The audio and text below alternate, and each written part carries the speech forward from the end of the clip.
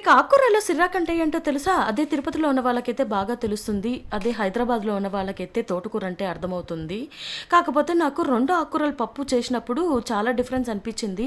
ఎంతైనా సిర్రాకే చాలా బావుంటుంది. కొద్దిగా ఆకు సైజు చిన్నగా ఉంటుంది తోటకూర కంటే కూడా.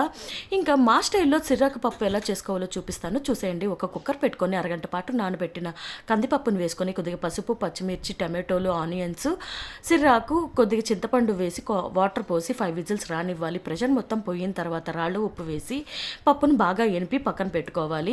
నేనైతే పప్పు ఎనిపిన తర్వాత కూడా ఉడికిస్తాను. అప్పుడే టేస్ట్ చాలా బాగుంటుంది. ఇప్పుడు దానికి నెయ్యి పోపు పెట్టుకుందాము.